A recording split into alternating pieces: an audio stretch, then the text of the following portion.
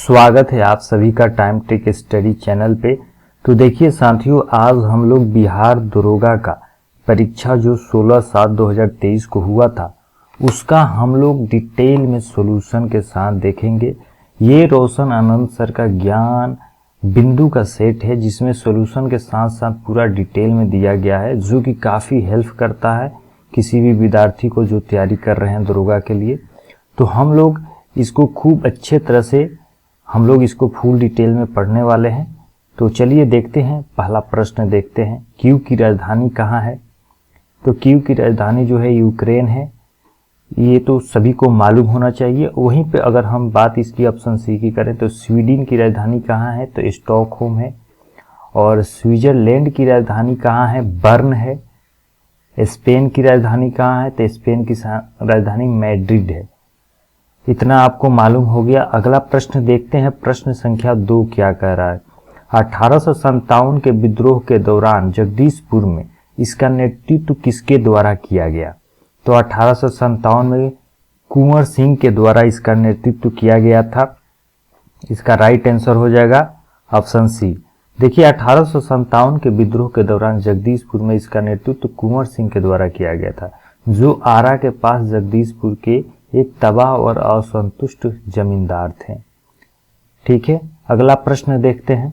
प्रश्न संख्या 3 जो है, स्पष्ट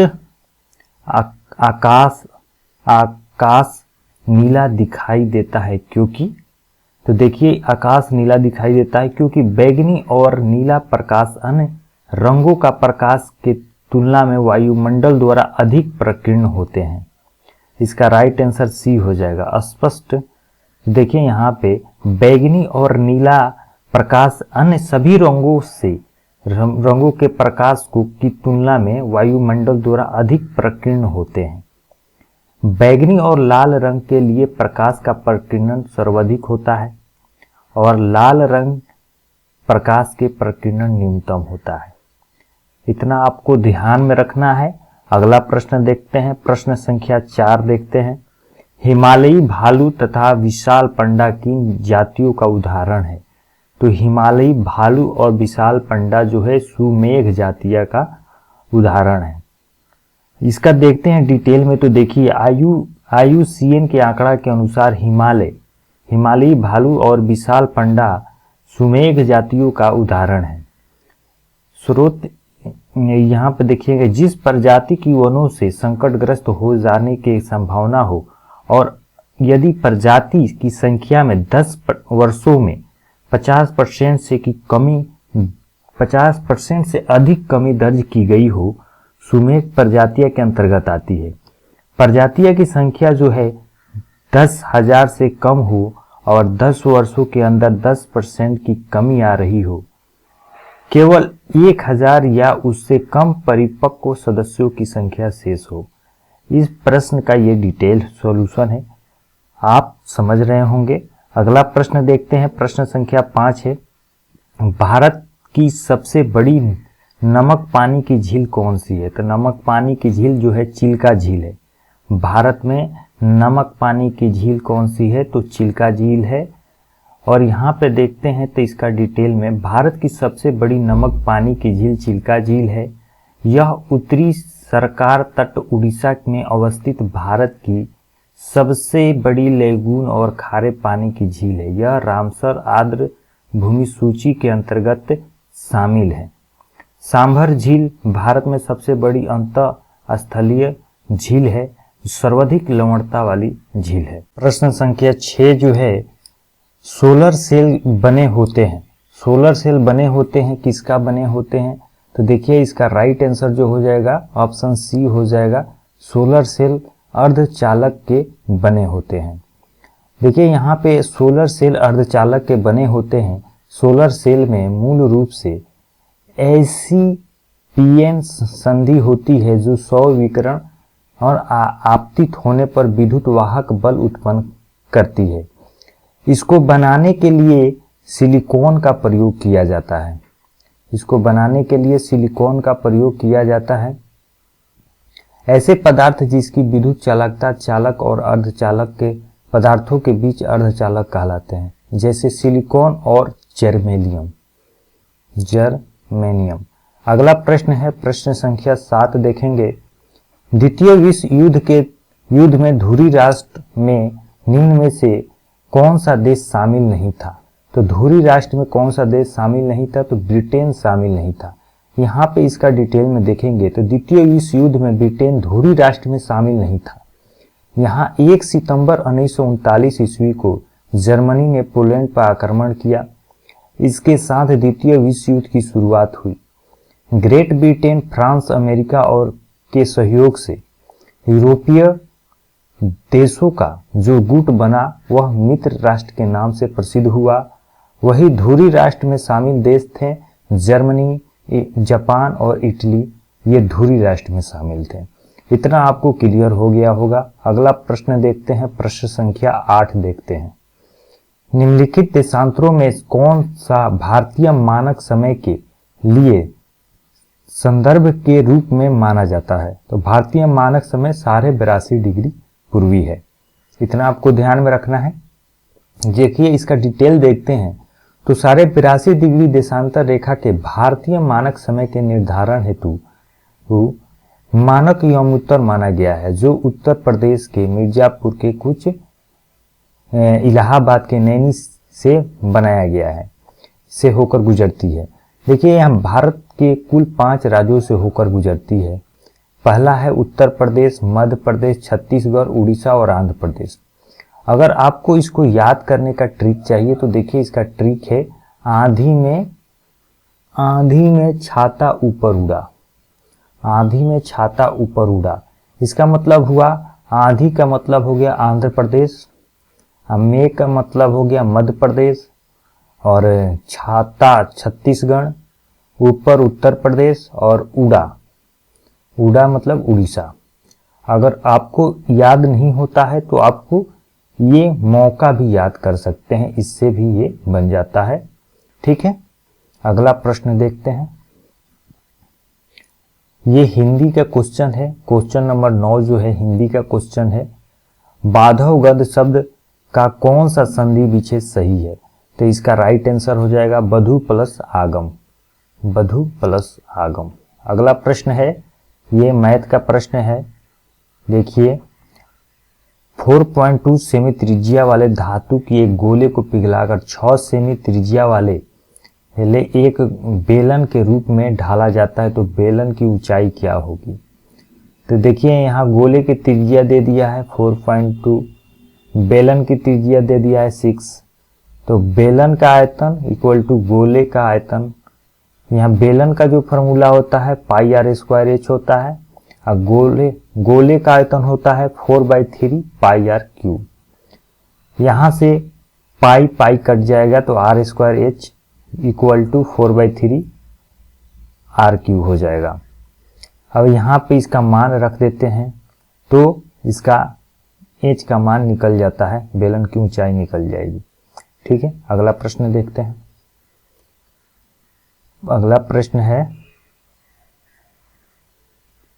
11 नंबर, प्रश्न नंबर 11 है बिहार में पहली बार राष्ट्रपति शासन कब लगाया गया था? तो बिहार में पहली बार राष्ट्रपति शासन जो है 1968 में लगाया गया था। बिहार में पहली बार राष्ट्रपति शासन 29 जून 1968 को लगाया गया था, जो 26 फरवरी 1969 ईस्वी तक रहा। उस समय बिहार के मुख्यमंत्री भोला पासवान शास्त्री थे। बिहार में अब तक कुल 8 बार राष्ट्रपति शासन लग चुका है और अंतिम बार राष्ट्रपति शासन 7 मार्च 2005 से 24 नवंबर 2005 तक लगा था।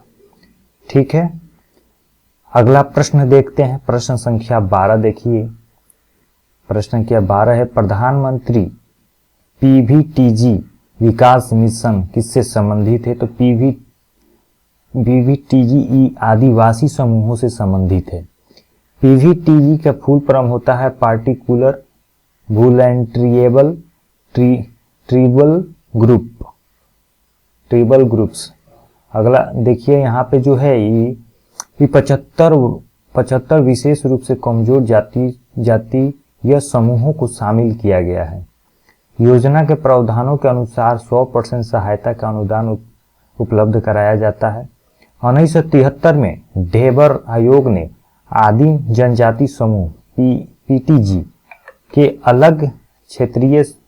अलग श्रेणी के रूप में बनाया जो जनजातीय समूह से कम विकसित हैं। वर्ष 2006 में जो है भारत सरकार ने पीटीजी नाम बदलकर पीवीटीजी कर दिया था।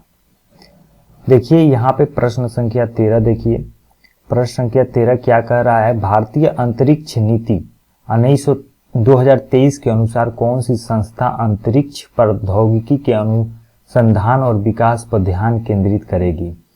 तो इसका राइट आंसर हो जाएगा इसरो।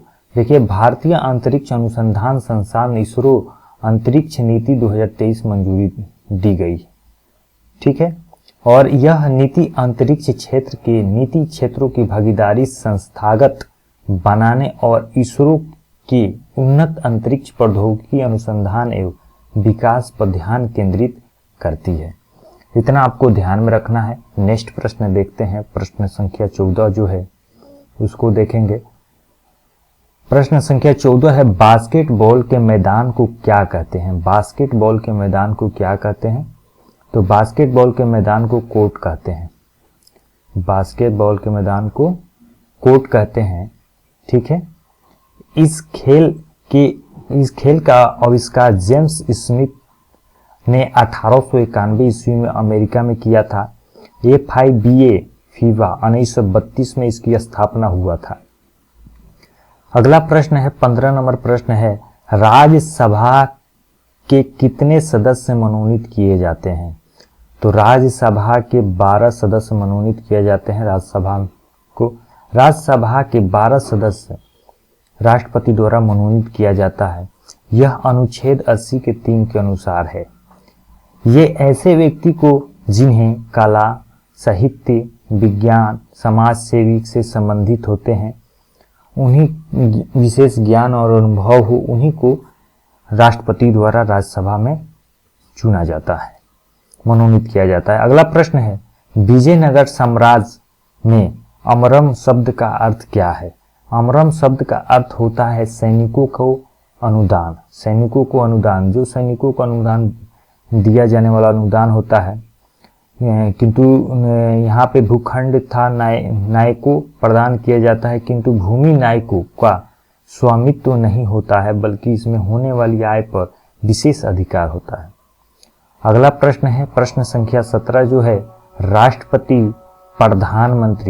राष्ट्रपति प्रधानमंत्री की सलाह पर लोकसभा को भंग कर सकता है। राष्ट्रपति जो है प्रधानमंत्री के सलाह पर लोकसभा को अगला प्रश्न देखते हैं, प्रश्न संख्या 18 देखेंगे, पारदीपीय पठार की सर्वोच्च चोटी क्या होगा? तो पारदीपीय पठार की सर्वोच्च चोटी अनाईमुडी है। अनाईमुडी पर्वत की चोटी, अनाईमुडी जो अन्नामलाई पर्वत की चोटी अनाईमुडी जो 2695 मीटर है। यह पठार दक्षिण भारत की सबसे ऊंची चोटी है। दक्षिण भारत की सबसे ऊंची चोटी है। अगला प्रश्न है प्रश्न संख्या 19, मोती प्राप्त करने के लिए संवर्धन किया जाता है। मोती प्राप्त करने के लिए ऑयस्टर का संवर्धन किया जाता है। ऑयस्टर का, देखिए मोती प्राप्त करने के लिए ऑयस्टर का संवर्धन किया जाता है, जो कि ऑयस्टर की दृष्टि से मन्नार की खाड़ी एक सौराष्ट्र समुद्री किनारे महत्वपूर्ण है। इसे मोती प्राप्त किया जाता है। अगला प्रश्न है, मनुष्य नेत्र में पुतली का आकार का नियंत्रण होता है। मनुष्य के नेत्र में पुतली का आकार का नियंत्रण किसके द्वारा होता है? तो 20 का राइट आंसर हो जाएगा ए। देखिए मनुष्य के नेत्र की पुतली के आकार का नियंत्रण जो है ये आइरिस के द्वारा होता है। आइरिस के द्वारा होता है। इसी को परितारिका कहते हैं। कर्निया के पीछे एक संरचना होती है जिसमें परितारिका कहते हैं। परितारिका गहरा पेशीय डायफ्राम होता है जो पुतली का आकार को नियंत्रित करता है। अगला प्रश्न है, निम्न में से केंद्रीय अप्रकृति के कौन से प्रवृत्ति का कौन सा मान सभी अवलोकनों पर आधारित नहीं है? तो इसका राइट आंसर हो जाएगा सी, गुणोत्तर माध्य जो है इस पे आधारित नहीं है। देखिए निम्नलिखित में से केंद्रीय प्रकृति गुणोत्तर माध्य का मान जो सभी अवलोकन उन्हों पर आधारित नहीं है। केंद्रीय प्रवृत्ति में औसतन 5 सांख्यिकी माप है, जिसमें पहला है समांतर माध्य, दूसरा माध्यिका, बहुलक और ज्यामितीय माध्य और हरात्मक माध्य है। ठीक है, अगला प्रश्न देखते हैं। प्रश्न संख्या 22 देखेंगे। अधिक अपवर्तनांक वाला माध्यम है। अधिक अपवर्तनांक वाला माध्यम जो है दूसरे माध्यम की अपेक्षा प्रकाशित सघन होता है। दूसरे माध्यम की अपेक्षा प्रकाशित सघन होता है। दो माध्यमों की तुलना करते समय अधिक अपवर्तनांक वाला माध्यम दूसरे की अपेक्षा प्रकाशित सघन होता है। दूसरा कम अपवर्तनांक वाला माध्यम प्रकाशित विरल माध्यम है। विरल माध्यम में प्रकाश की चाल सघन माध्यम के अपेक्षा अधिक होती है और सरल माध्यम सघन माध्यम में गमन करने पर प्रकाश की विकिरण धीमी हो जाती है तथा अविलंब की ओर झुक जाती है।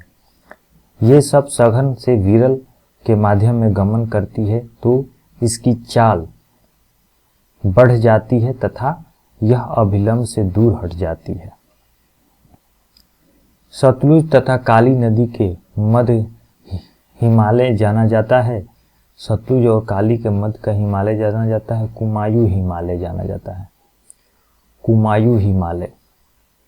देखिए यहाँ पे सतलज और काली नदी के मध्य हिमालय को कुमायूं हिमालय के नाम से जाना जाता है और नदी घाटिया के आधार पर सर सिडनी बुरार्ड द्वारा हिमालय पर्वतीय प्रदेश निम्नलिखित 4 प्रादेशिक विभागों में विभाजित है। प्रादेशिक में विभाजित है। देखिए पंजाब हिमालय की लंबाई जो है 560 किलोमीटर है। इसका विस्तार जो है सिंधु एवं सतलज नदियों के मध्य है। कुमायूं हिमालय की लंबाई जो है 320 किलोमीटर है जो सतलज और काली नदियों के मध्य है। नेपाल हिमालय जो 800 किलोमीटर है काली और तीस्ता नदिया के मध्य है। असम हिमालय जो है 720 किलोमीटर है जो तीस्ता और दिहांग नदियों के मध्य है। सरकार द्वारा अवरोधों अथवा प्रतिबंधों को हटाना कहलाता है। सरकार द्वारा अवरोधों अथवा प्रतिबंधों को हटाना कहलाता है उदारीकरण कहलाता है। उदारीकरण। सरकार द्वारा अवरोधों अथवा प्रतिबंधों को हटाना उदारीकरण कहलाता है। उदारीकरण विभिन्न प्रतिबंध से दूर कर अर्थव्यवस्था के विभिन्न क्षेत्रों को मुक्त करने की नीति है। अर्थात अर्थव्यवस्था को विभिन्न प्रकार के नियमांकों तथा नियंत्रणों के संबंध में उदार होना है। यह मुख्यतः उद्योगों तथा अन्य आर्थिक क्रियाओं पर सरकारी नियंत्रण समाप्त करने या कम करने से संबंधित है। देखिए यहाँ 25 नंबर प्रश्न 25 देखेंगे। किस ईस्वी में ईस्वी 1809 में फारसी में गिफ्ट टू मनोथिस्ट किसने लिखा था? गिफ्ट टू मनोथिस्ट जो थे राम मनोहर राय ने लिखा था। 1809 ईस्वी में गिफ्ट टू मनोथिस्ट या तुहफत उल मुआउद्दीन नामक पुस्तक राजा राम मोहन राय द्वारा लिखा गया था। राजा राम मोहन राय द्वारा। पटना उच्च न्यायालय। अगला प्रश्न है पटना उच्च न्यायालय के वर्तमान मुख्य न्यायाधीश कौन है? तो वर्तमान मुख्य न्यायाधीश के विनोद चंद्रन। के विनोद चंद्रन यहाँ पे दिया गया है। तो यहाँ पे के विनोद चंद्रन जो है सही है बिल्कुल भी। ये 2025 तक अभी तक रहेंगे। ठीक है, अगला प्रश्न देखते हैं। प्रश्न संख्या 27। हाल ही में बिपरजोई खबरों में था वह क्या है? बिपरजोई जो है चक्रवात है। बिपरजोई एक चक्रवात है। हाल ही में खबरों में रहा बिपरजोई एक चक्रवात है। यह अरब सागर तथा गुजरात के समुद्र तट से टकराया था। इसका नामकरण बांग्लादेश के द्वारा किया गया। इसका नामकरण जो है बांग्लादेश के द्वारा किया गया था। ठीक है, देखिए यहाँ पे प्रश्न संख्या 28 देखेंगे, निम्नलिखित में से कौन सी ताप विद्युत परियोजना महाराष्ट्र में स्थित नहीं है। तो महाराष्ट्र में कौन स्थित नहीं है, तो कहलगांव जो है ये महाराष्ट्र में स्थित नहीं है। कहलगांव ताप विद्युत परियोजना महाराष्ट्र में स्थित नहीं है, यह भागलपुर बिहार में स्थित है। यह परियोजना एनटीपीसी के अधीन कोयला आधारित संयंत्र है, कोयला आधारित संयंत्र है। अगला प्रश्न है प्रश्न संख्या 29 देखेंगे। प्रश्न संख्या 29 क्या कह रहा है, किसी वस्तु का चंद्रमा पर भार पृथ्वी के भार का कितना होता है। तो पृथ्वी भाग का 1/6 भाग होता है, 1/6 भाग होता है। पृथ्वी पर चंद्रमा का भार बटे पृथ्वी पर वस्तु का पृथ्वी पर भार। ठीक है, अगला प्रश्न देखते हैं प्रश्न संख्या 30 जो है, पानी का क्वथनांक सेल्सियस में कितना होता है। पानी का क्वथनांक सेल्सियस में 100 डिग्री सेल्सियस होता है। पानी का क्वथनांक जो है 100 डिग्री सेल्सियस होता है। वायुमंडल दाब पर वह तापमान जिस पर द्रव उबलने लगता है उसे इसका क्वथनांक कहते हैं। क्वथनांक समिष्ट गुण है। द्रव सभी कणों इतनी ऊर्जा मिल जाती है कि वे वाष्प में बदल जाते हैं। जल के लिए यह तापमान 373 केल्विन जो कि 100 = 273 + 100 373 केल्विन में ये होता है। ठीक है, अगला प्रश्न है प्रश्न संख्या 31 जो है, रिजर्व रेपो रेट में वृद्धि। रिजर्व रेपो रेट में वृद्धि जो है बी हो जाएगा इसका, तरलता घटाती है, तरलता घटाती है। रिजर्व रेपो रेट में वृद्धि से तरलता घटती है। रिजर्व रेपो दर वह दर है जो भारतीय रिजर्व बैंक के अपने ग्राहकों को उसके लिए अल्पकालीन ऋण प्रदान करता है। रिजर्व रेपो रेट का प्रयोग आरबीआई के द्वारा वाणिज्य बैंकों से अल्पकालीन ऋण लेकर अर्थव्यवस्था से तरलता को निकालने या कम करने के लिए किया जाता है। रिजर्व रेपो दर में वृद्धि का प्रभाव देखिए यहाँ पे, वाणिज्य बैंकों में पूंजी की कमी और बाजार की तरलता में कमी होगी और परिणाम ब्याज में दरों में वृद्धि होगी। अर्थव्यवस्था में तरलता में कमी होगी। उपभोग व्यय एवं निवेश व्यय में गिरावट अर्थात समग्र मांग में होगी कमी। मुद्रास्फीति नियंत्रण वस्तुओं एवं सेवाओं की कमी होगी। देखिए अगर ये प्रश्न आप देखते हैं तो काफी प्रश्न सीखने को मिल रहे हैं। तो यहाँ एक प्रश्न 100 प्रश्न नहीं है, बल्कि इसका डिटेल्स जो दिया हुआ है काफी प्रश्न बढ़ जाते हैं, इसलिए इसको सभी को पढ़ना बहुत जरूरी है। ठीक है, अगला प्रश्न देखते हैं प्रश्न संख्या 32 जो है, गागर में सागर भरना मुहावरे का अर्थ क्या है। थोड़े शब्दों में अधिक कहना, थोड़े शब्दों में अधिक कहना। हथेली पर सरसों उगाना, इसका मुहावरे का अर्थ क्या है, असंभव कार्य करना। छाती दूनी होना, उत्साहित होना। अक्ल के घोड़े दौड़ाना, सिर्फ कल्पना करना। ठीक है, अगला प्रश्न देखते हैं प्रश्न संख्या 33 जो है, धुआंधार प्रपात का संबंध निम्नलिखित में से किस नदी से है। धुआंधार प्रपात का संबंध जो है नर्मदा नदी से है। धुआंधार प्रपात का संबंध नर्मदा नदी से। धुआंधार प्रपात का संबंध नर्मदा नदी से। देखिए यहाँ पे जल प्रपात तो देख लेते हैं। जब नदी का जल किसी स्थान पर खड़े ढाल क्लिफ के उत्तरी भाग से अत्यधिक तीव्र गति से नीचे की ओर गिरता है उसे जलप्रपात कहते हैं। भारत के अधिकांश जलप्रपात पठारी प्रदेशों में पाए जाते हैं क्योंकि यहाँ भू आकृति अत्यधिक ऊंची नीच तथा शैले कठोर है। धुआंधार प्रपात नर्मदा नदी पर स्थित है जो मध्य प्रदेश के जबलपुर में स्थित है, जबलपुर जिले में। दुग्ध धारा और कपिल धारा जलप्रपात नर्मदा नदी पर है। देखिए दुग्ध धारा, कपिल धारा जलप्रपात भी नर्मदा नदी पर है। तो ये सब ध्यान में रखेंगे। अगला प्रश्न जो है मैथ से है, तो देख लेते हैं। एक दुकानदार को अपने माल पर क्रय मूल्य में कितना अधिक प्रतिशत अंकित करना चाहिए कि अंकित मूल्य पर 20% की छूट देने पर भी उसे 20% का लाभ हो, 20% की छूट देने पर 20% का लाभ हो, तो वस्तु का क्रय मूल्य यहाँ पे 100 है और लाभ जो है 20% दिया जाता है। तो 100 का 20% कितना हो जाएगा, 120% लाभ हो जाएगा। अंकित मूल्य में इसका 20% जो लाभ की कमी छूट दी जा रही है, तब जो है 150 रुपया हो जा रहा है। तो कितना का वृद्धि हो गया, 50 का वृद्धि हो गया। क्रय मूल्य 100 था और यहाँ अंकित माल मूल्य 150 हो गया। तो अभिष्ट वृद्धि जो है 50% की वृद्धि हो रही है। अगला देखते हैं प्रश्न संख्या 35 जो है गुरु दक्षिणा शब्द कौन सा समास है। गुरु दक्षिणा शब्द जो है तत्पुरुष समास है, तत्पुरुष समास है। गुरु दक्षिणा शब्द तत्पुरुष समास है। नेक्स्ट प्रश्न देखते हैं प्रश्न संख्या 36। सिनेमेटोग्राफ संशोधन विधेयक 2023 का मुख्य उद्देश्य क्या है।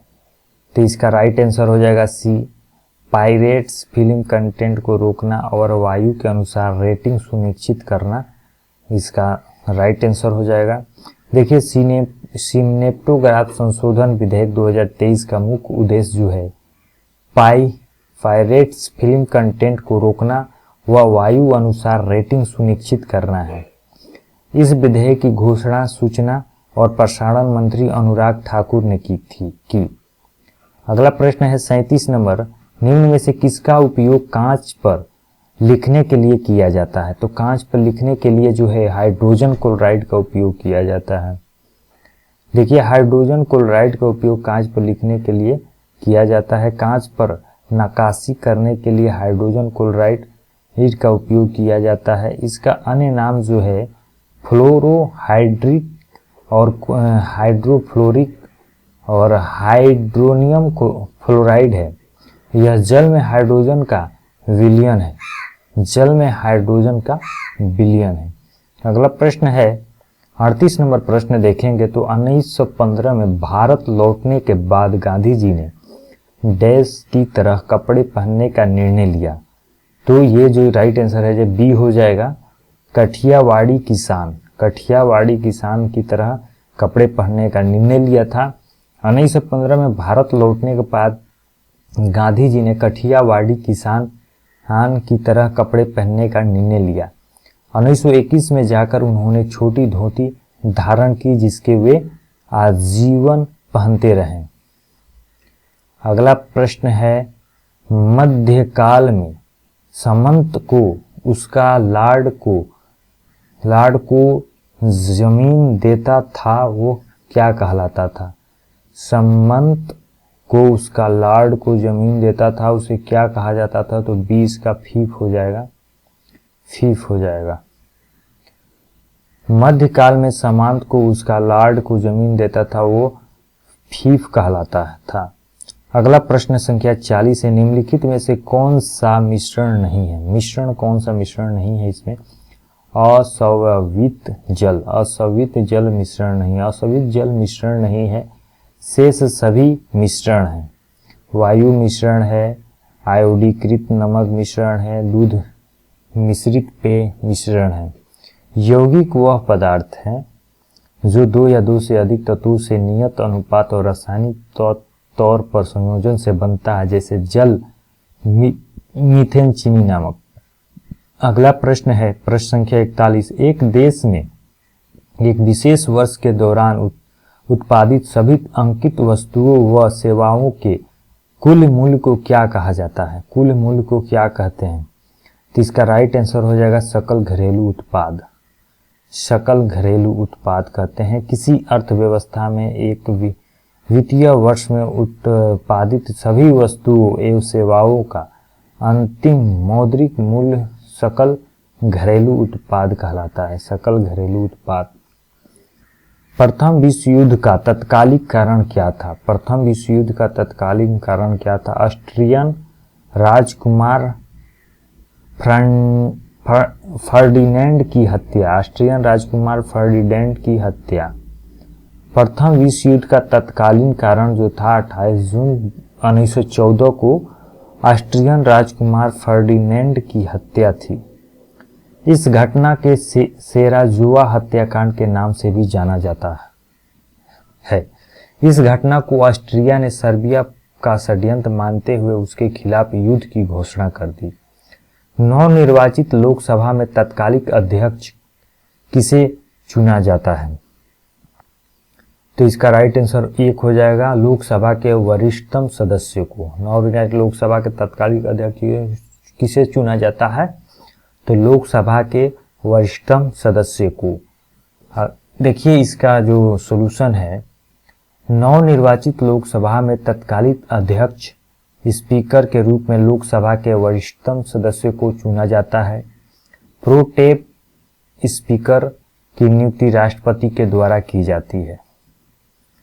अगला प्रश्न संख्या 44 है, कौन सा देश G20 का सदस्य नहीं है? तो कौन सा देश G20 का सदस्य नहीं है? तो बांग्लादेश इसका सदस्य नहीं है G20 का। देखिए G20 का गठन 1999 में एशियन वित्तीय संकट के बाद मंत्रियों और केंद्रीय बैंक गवर्नरों के वैश्विक आर्थिक और वित्तीय मुद्दों पर चर्चा करने के लिए एक मंच के रूप में की गई थी, सभी देशों के वित्त मंत्रियों के। और देखिए G20 देशों में 19 देश, अफ्रीकन यूनियन और यूरोपियन संघ मिलाकर टोटल 21 देश हो गए हैं। G20 के जो सदस्य देश हैं वो कौन कौन से देश हैं? तो अर्जेंटीना है, ऑस्ट्रेलिया, ब्राजील, कनाडा, चीन, France, Germany, Bharat, Indonesia, Italy, Japan, Korea, गणराज्य, मैक्सिको, रूस, सऊदी अरब, दक्षिण अफ्रीका, तुर्की, संघ यूरोपीय अमेरिका, संयुक्त राज्य अमेरिका, यूनाइटेड किंगडम और अफ्रीकन संघ जो 2023 में इसका सदस्य बना। तो इतना आपको एक बार इसको ध्यान में रख लेना है ताकि आपको क्वेश्चन में कभी ऑप्शन आपको इधर उधर ना लेके जाए, आपको मालूम हो कि हाँ मैंने पढ़ा है G20 में कौन कौन से देश हैं। अगला प्रश्न जो है प्रश्न संख्या 45 है, निम्नलिखित में से पादप युग्म में उभयलिंगी पुष्प होते हैं? तो पादप पुष्प में उभयलिंगी पुष्प कौन से होते हैं? गुड़हर तथा सरसों। गुड़हर तथा सरसों इसका राइट आंसर हो जाएगा। देखिए गुड़हर तथा सरसों पादप युग्म में उभयलिंगी पुष्प होते हैं।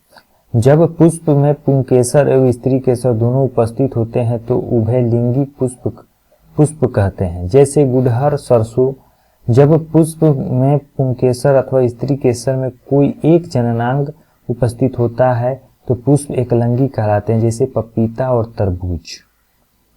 टोक्यो ओलंपिक में सुमित नागल ने डैश में भारत का प्रतिनिधित्व किया था। तो टोक्यो ओलंपिक में सुमित नागल ने टेनिस का प्रतिनिधित्व किया था। ठीक है, अगला प्रश्न देखते हैं।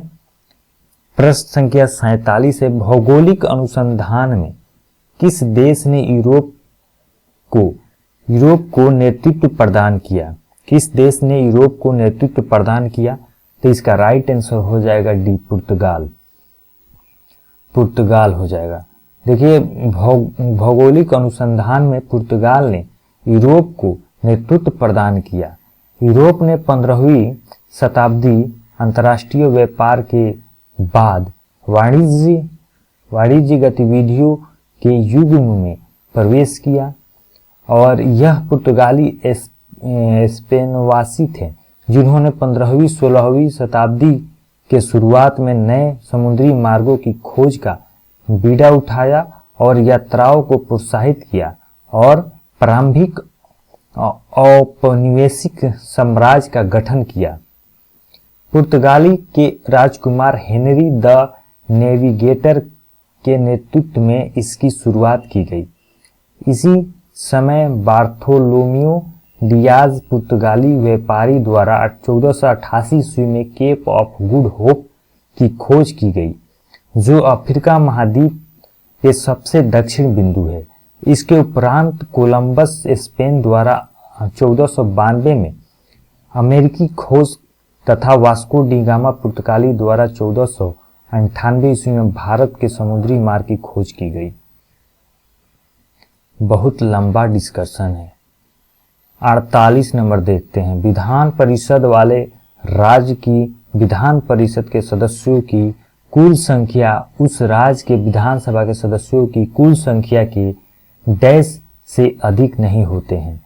तो इसका 1/3 से अधिक नहीं हो सकते हैं। कुल सदस्यों की उस राज्य की विधानसभा के सदस्यों की कुल संख्या के 1/3 से अधिक नहीं हो सकते हैं। इसका डिस्कशन देखते हैं। विधान परिषद वाले राज्यों की विधान परिषद के सदस्यों की कुल संख्या उस राज्य के विधानसभा के सदस्यों की कुल संख्या के 1/3 से अधिक नहीं होगी। विधान परिषद के सदस्यों की अधिकतम संख्या विधान सभा की 1/3 और न्यूनतम 40 निश्चित की गई है।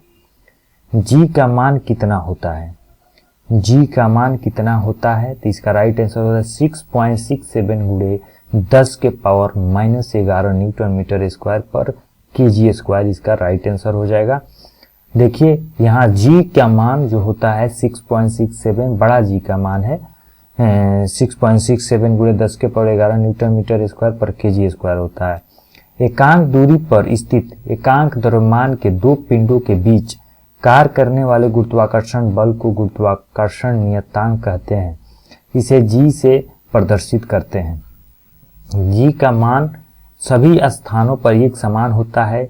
यह एक अदिश राशि है।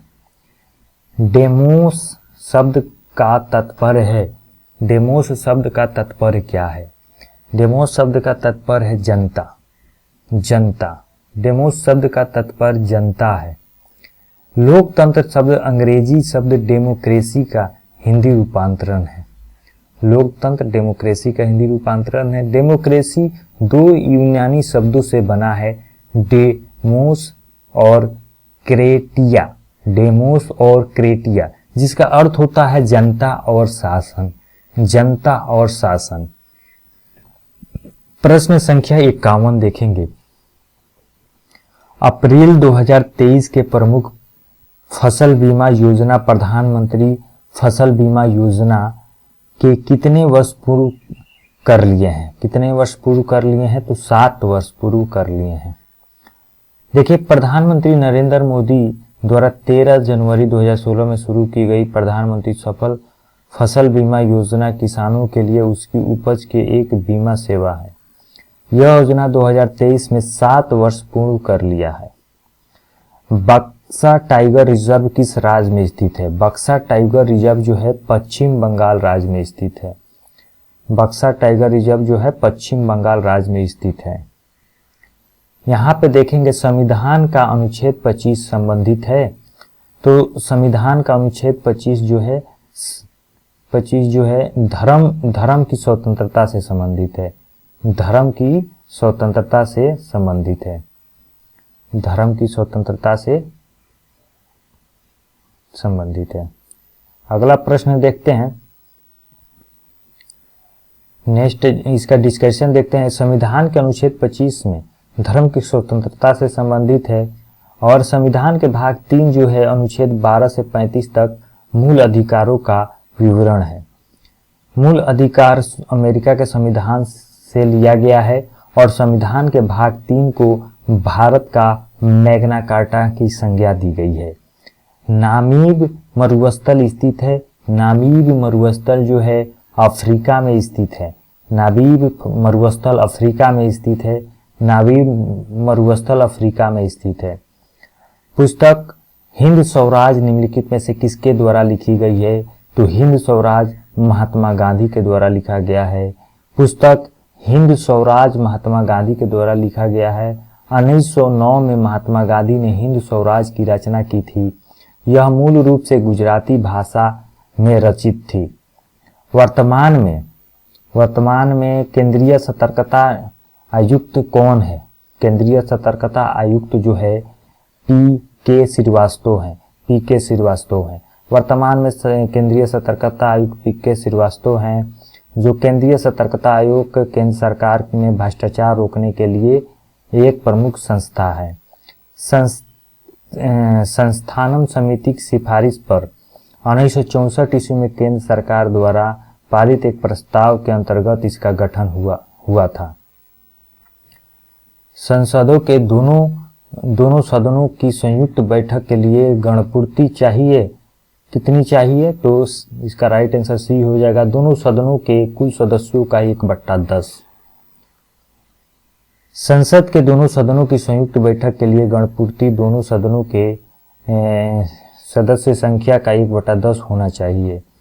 कोरम या गणपूर्ति सदस्यों की न्यूनतम संख्या है जिसकी उपस्थिति में सदन का कार्य संपादित होता है।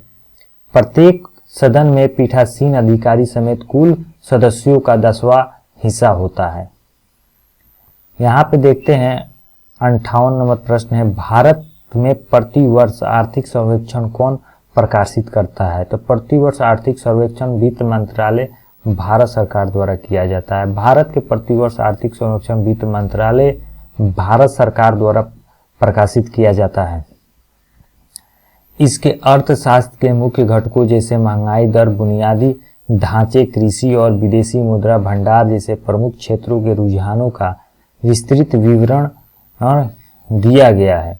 इसके साथ ही आर्थिक सर्वेक्षण में देश के सामने मौजूद आर्थिक चुनौतियों के बारे में भी बताया जाता है। अगला प्रश्न है जो कि मैथ है, 36 का 10% प्रतिवर्ष की दर से 3 वर्ष का चक्रवृद्धि ब्याज क्या है? तो जबकि ब्याज वार्षिक गणना किया जाता है। तो देखिए यहाँ पे जो है CI का फॉर्मूला है, इस पे बैठा दिया गया है, इसको ध्यान से देख लीजिए, ठीक है। अगला प्रश्न देखते हैं, प्रश्न संख्या जो है 60।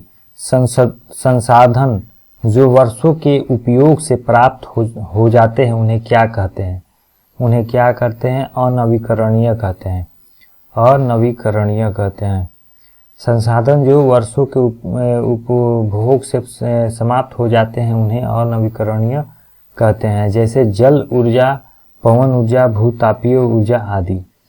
जिस संसाधन को एक बार उपयोग करने के बाद पुनः उपयोग या उन्हें बदला नहीं जा सकता है उन्हें अनवीकरणीय संसाधन कहते हैं।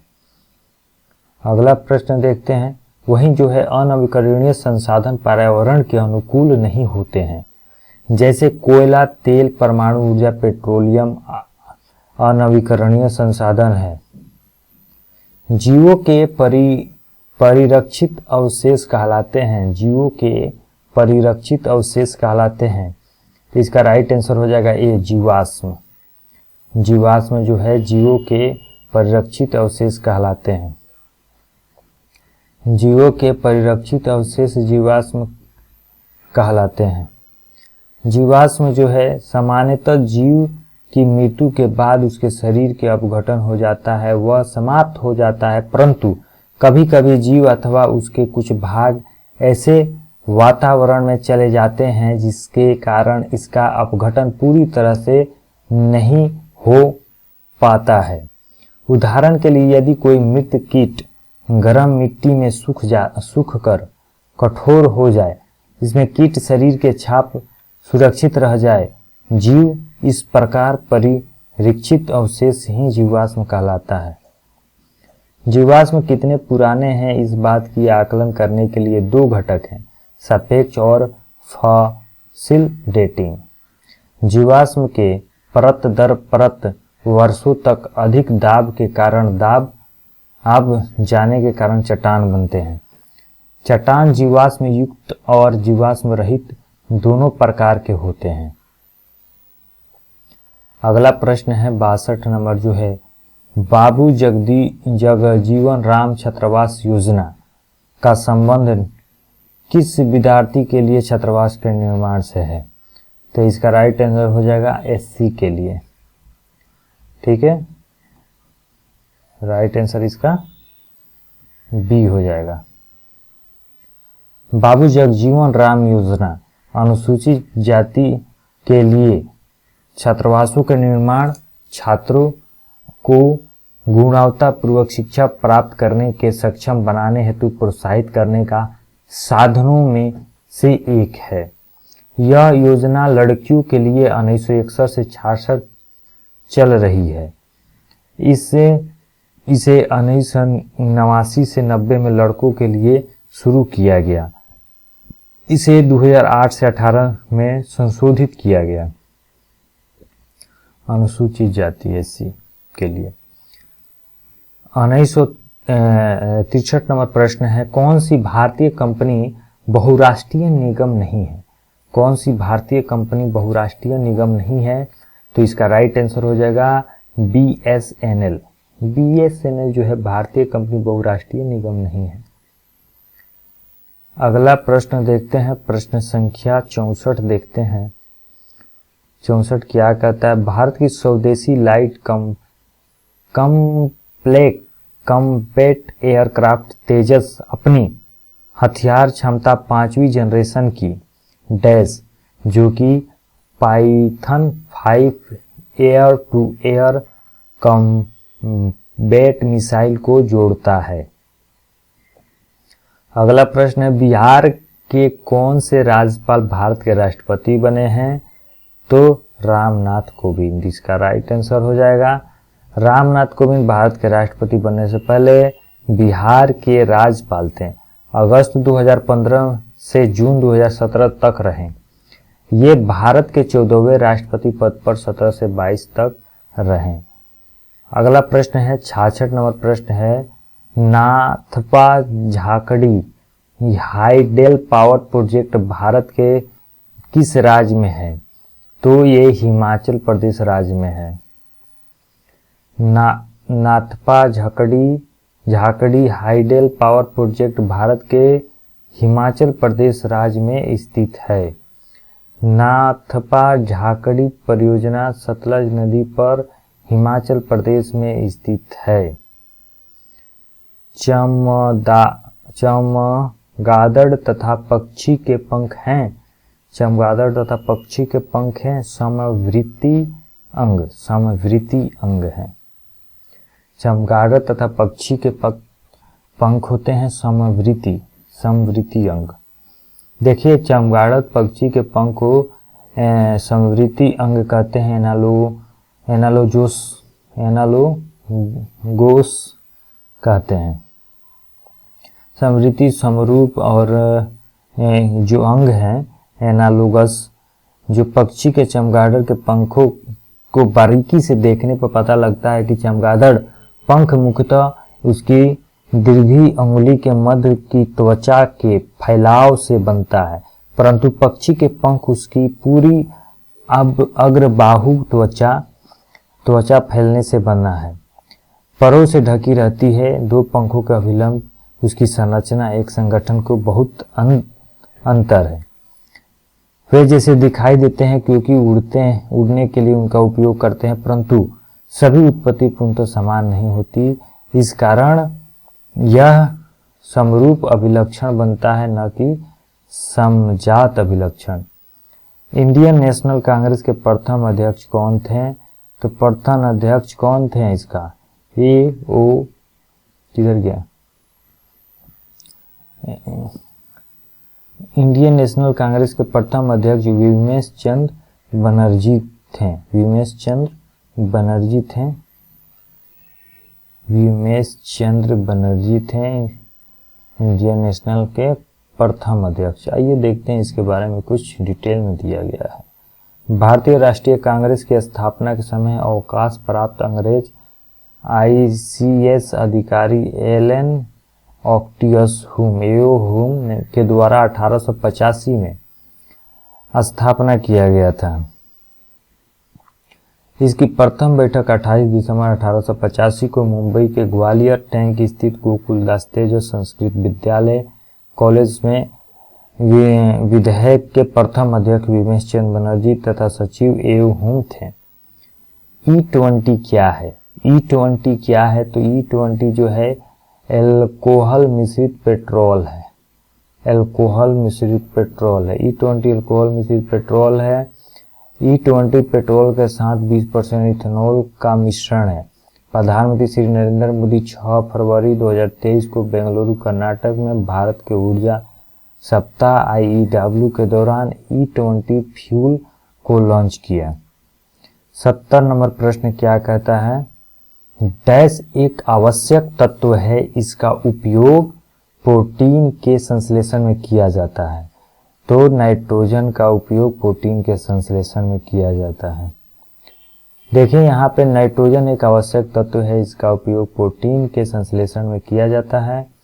नाइट्रोजन तत्व पादप द्वारा कैल्शियम, सल्फर, फास्फोरस अन्य तत्वों की तुलना में अधिक मात्रा में उपयोग किया जाता है। नाइट्रोजन पादपों को मुख्यतः न्यूक्लिक अम्ल, प्रोटीन तथा अन्य नाइट्रोजनी पदार्थों के संश्लेषण हेतु किया जाता है। वातावरण में 78% नाइट्रोजन है, परंतु पादप इसे गैस के रूप में न लेकर नाइट्रेट व नाइट्राइट्स के रूप में प्रयोग करते हैं। अंतर्राष्ट्रीय शांति दिवस कब मनाया जाता है? अंतर्राष्ट्रीय शांति दिवस 21 सितंबर को मनाया जाता है। 21 सितंबर को मनाया जाता है। अंतर्राष्ट्रीय शांति दिवस प्रत्येक वर्ष 21 सितंबर को मनाया जाता है। 21 सितंबर 2023 को अंतर्राष्ट्रीय शांति दिवस मनाए जाने की घोषणा की गई, जिसकी थीम थी शांति के लिए कार्रवाई, वैश्विक लक्ष्यों के लिए हमारी महत्वाकांक्षा। नेक्स्ट प्रश्न है, बड़े स्क्रीन पर भूमिका निभाने वाले जेम्स बॉन्ड की भूमिका निभाने वाले प्रथम अभिनेता कौन थे? तो प्रथम अभिनेता जो थे शॉन कनारी हैं। बड़े स्क्रीन पर जेम्स बॉन्ड की भूमिका निभाने वाले प्रथम अभिनेता शॉन कनारी थे। शॉन कनारी ने डॉक्टर नो 1962 में बड़े पर्दे पर पहले जेम्स बॉन्ड की भूमिका निभाई थी। इयान फ्लेमिंग के द्वारा निर्मित बॉन्ड श्रृंखला दुनिया भर में सिनेमाई रोमांच के लिए स्वर्ण मानक बनी हुई है। भारतीय संविधान का कौन सा अनुच्छेद सर्वोच्च न्यायालय के बारे में है? सर्वोच्च न्यायालय के बारे में है तो 124। भारतीय संविधान का अनुच्छेद 124 जो है सर्वोच्च न्यायालय के बारे में है। सर्वोच्च न्यायालय से संबंधित प्रावधान संविधान के भाग 5 के अध्याय 4 के अनुच्छेद 124 से 147 तक वर्णित है। इस अनुच्छेद में सर्वोच्च न्यायालय का गठन, स्वतंत्रता, न्यायालय क्षेत्र, शक्तियों के आदि उल्लेख है। IPL 2023 के विजेता टीम कौन थी? IPL 2023 का विजेता टीम चेन्नई सुपर किंग थी। अगला प्रश्न देखते हैं, ये चेन्नई सुपर किंग जो है IPL 2023 में गुजरात टाइटंस को 5 विकेट से हराया था। यहाँ पे इंग्लिश दिया गया है, गांधी जी ने सत्याग्रह आंदोलन प्रारंभ किया है, तो इसका राइट आंसर बी है। Gandhi ji started the satyagraha movement. Gandhi ji started the satyagraha movement. अगला प्रश्न है, भारत के राष्ट्रपति प्रतिवर्ष सर्वेक्षण संगठन का क्या उत्तरदायित्व है? सर्वेक्षण का क्या उत्तरदायित्व है? तो इसका राइट आंसर जो हो जाएगा बी हो जाएगा। भारत के राष्ट्रीय प्रतिदर्श सर्वेक्षण संगठन NSO का उत्तरदायित्व विभिन्न क्षेत्रों में अखिल भारतीय स्तर पर बड़े पैमाने पर संरक्षण करना है। NSS एक राष्ट्रव्यापी संस्था है। इसकी स्थापना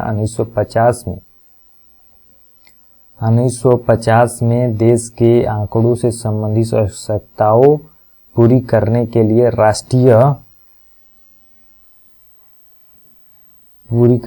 राष्ट्रीय आय तथा अन्य संबंधित आंकड़ों का अनुमान लगाने के लिए ये बड़े पैमाने पर सर्वे के उद्देश्य के लिए की गई। 77 नंबर प्रश्न है, भारत सरकार का प्रथम लॉ ऑफिसर है। भारत सरकार का प्रथम लॉ ऑफिसर अटॉर्नी जनरल है।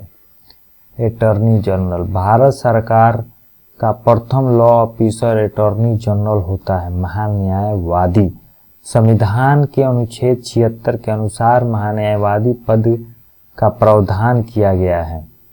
महान्यायवादी का कोई निश्चित कार्यकाल नहीं होता है। यह राष्ट्रपति के प्रसाद पर्यंत पद धारण करता है। वर्तमान में भारत के महान्यायवादी आर वेंकट रमनी हैं। NVS-01 एक है। NVS-01 एक उपग्रह है। NVS-01 एक उपग्रह है। 79 जो है वो सकीयाना गुलजार पर एक हिंदी पुस्तक किसके द्वारा संकलित की गई है? किसके द्वारा संकलित की गई है? तो इसका राइट आंसर हो जाएगा यशवंत व्यास। यशवंत व्यास। यशवंत व्यास। देखिए बोसकियाना गुलजार पर हिंदी पुस्तक यशवंत व्यास द्वारा संकलित की गई है। यह किताब गुलजार की फिल्म, कविता, दर्शन, जीवन शैली और नापसंद के माध्यम से उनके जीवन को दर्शाती है। अगला प्रश्न मैथ से है। 80 नंबर जो है 3100 की 6 अधिमूल्य पर 7.5 स्टॉक का मूल्य क्या है? तो यहाँ पे जो आप देख रहे हैं कैसे बना है अधिमूल्य। 3100 का स्टॉक मूल्य 106। ऐसे इसको निकाल लेंगे, ठीक है। इसका राइट आंसर जो है सी आएगा 3286। 3286 आएगा। अधिमूल्य जो बोल रहा है यानी कि 6% का अधिमूल्य है, यानी 106 रुपया। पहले 100 है, 6 रुपया बढ़ गया 106 हो गया। 106 की तुलना जो हुआ है 100 से हुआ है और 3100 पे निकाला है तो ये 3286 रुपया हो जाएगा। अगला प्रश्न देखते हैं। 81 नंबर प्रश्न है, नौजवान भारत सभा की स्थापना किसके द्वारा किया गया? तो नौजवान भारत सभा की स्थापना भगत सिंह के ने वर्ष 1926 में पंजाब में किया था। इसके अन्य सहयोगी संस्थापक सदस्य छबली दास और यशपाल थे। छबली दास और यशपाल थे, इतना ध्यान में रखेंगे। नेक्स्ट देखते हैं। अगला प्रश्न है, because he dash the hard work. इसका राइट आंसर क्या हो जाएगा? ही ससेडेड बिकॉज ही। इसका राइट आंसर डी हो जाएगा, वर्कड हो जाएगा, वर्कड हार्ड, ठीक है। अगला प्रश्न देखते हैं। प्रश्न संख्या 83 जो है, भारत में एक्सपोर्ट प्रोऑर्डनेस इंडेक्स निर्यात तैयारी सूचकांक का प्रकाशन निम्नलिखित में से कौन करता है? इसका राइट आंसर ये हो जाएगा नीति आयोग।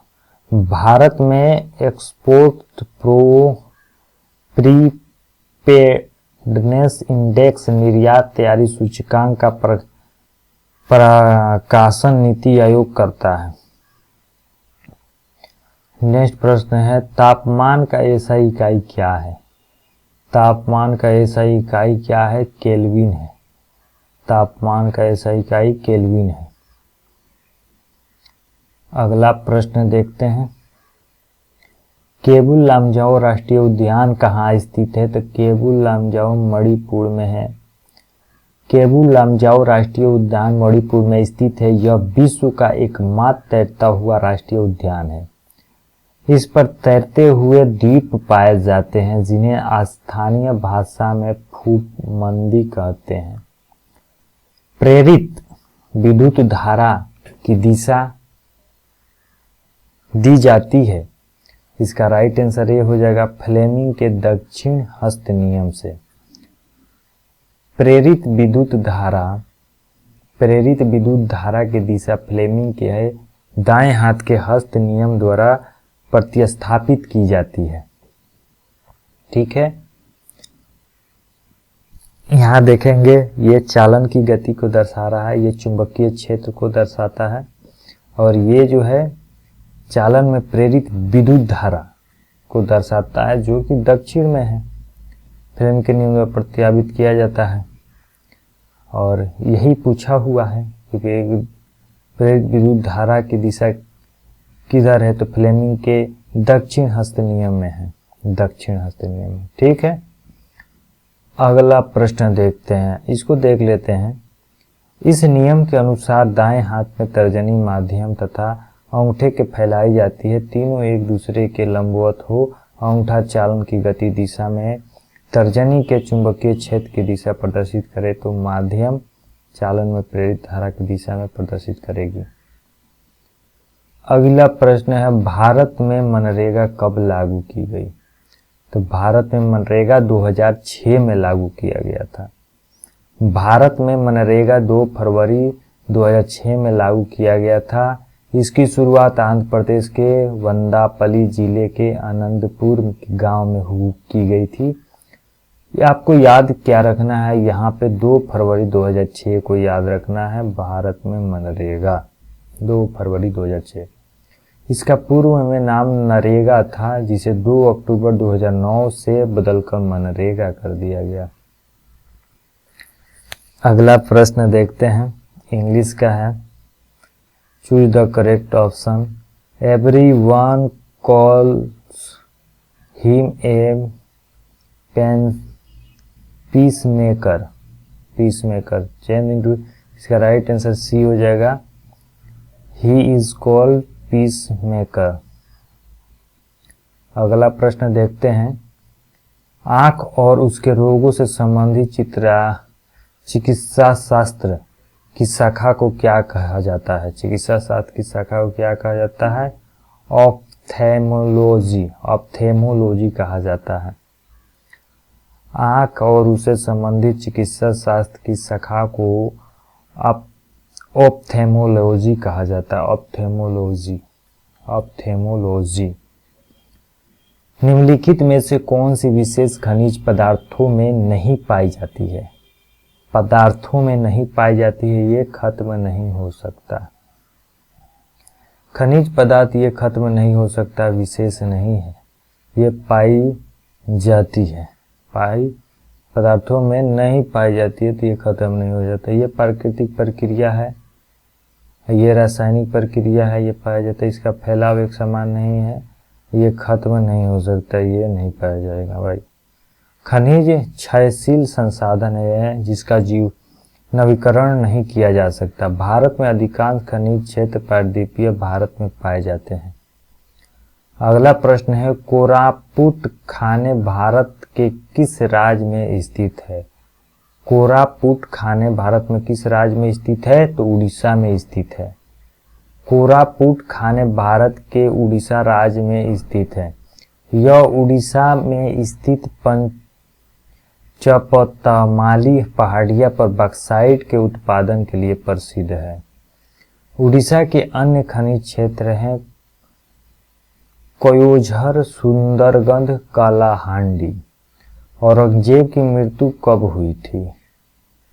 औरंगजेब की मृत्यु हुई थी, औरंगजेब की मृत्यु जो हुआ था 1707 ईस्वी में हुई थी। 1707 ईस्वी में 3 मार्च 1707 ईस्वी को प्रातः काल की नमाज संपन्न करने के बाद अहमदाबाद नगर में औरंगजेब की मृत्यु हो गई। इसके शव को दौलताबाद की स्थित खुल्दाबाद नामक स्थान पर ले जाया गया, जहां प्रसिद्ध सूफी शेख बुरहानुद्दीन के मकबरे के चहार के दीवार के अंदर दफनाया गया। औरंगजेब का जन्म 1618 में उज्जैन के निकट देवहद नामक स्थान पर मुमताज महल के गर्भ से हुआ था। अगला प्रश्न है 93 नंबर, किस मूल्यों से सरकार फसलों के समर्थन में कौन से मूल्य की घोषणा करती है? तो इसका राइट आंसर ये हो जाएगा, न्यूनतम समर्थन मूल्य। सरकार सरसों के समर्थन में न्यूनतम समर्थन मूल्य की घोषणा करती है। नेक्स्ट प्रश्न है प्रश्न संख्या 94 जो है, जल के अणुओं में अर्धपरागमय झिल्ली द्वारा गति करती है। अर्धपरागमय झिल्ली द्वारा परासरण की गति करती है, परासरण। अगला प्रश्न है, अति सुधो स्नेह मार्ग है जहाँ नेकु सयानक बाक नहीं।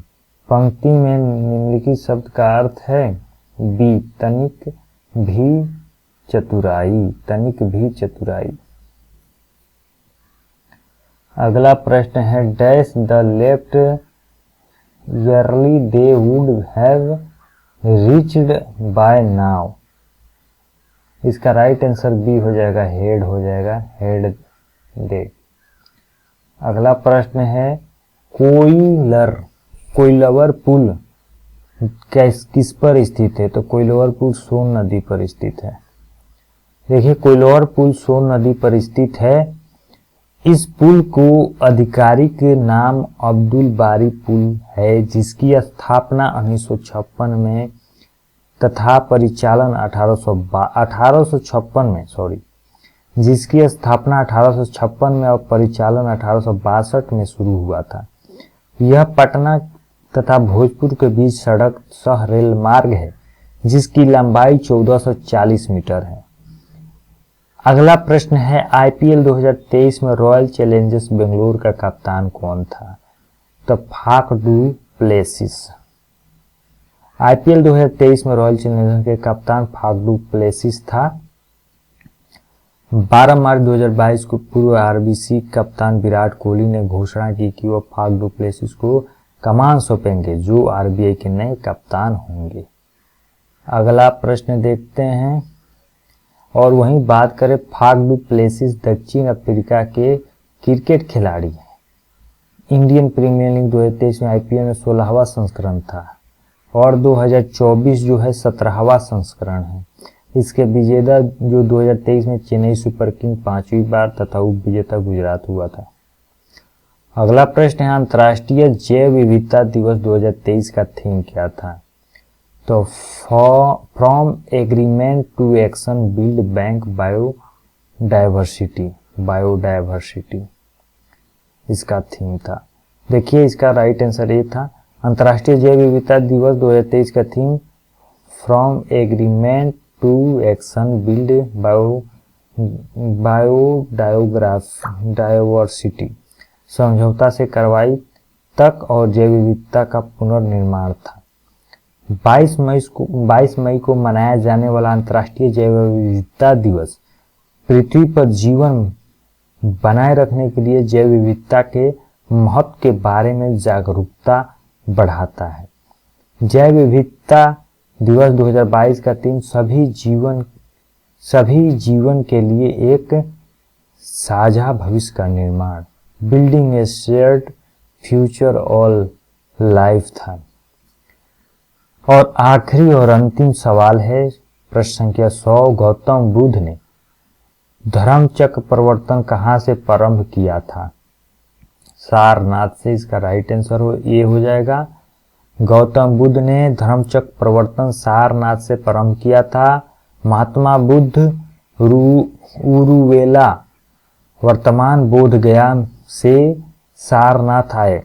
यहाँ पर 5 ब्राह्मण सन्यासियों को अपना प्रथम उपदेश दिया, जिसे गौतम बुद्ध ग्रंथों के धर्मचक्र प्रवर्तन के नाम से जाना जाता है। तो यह आखिरी प्रश्न था। तो यहाँ पे ये प्रश्न खत्म होता है। आगे इसी तरह की वीडियो देखने के लिए आप बने रहिए। आगे भी सेट लाएंगे, एक दिन में 2 सेट लाने का प्रयास है। तो चलिए बस यहीं पे इसको एंड करते हैं।